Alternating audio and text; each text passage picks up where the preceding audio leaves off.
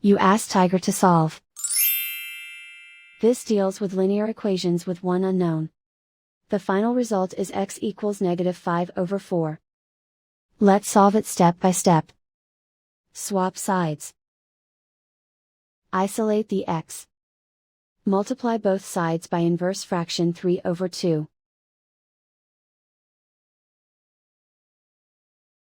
Group like terms. Multiply the coefficients. Simplify the fraction. Multiply the fractions.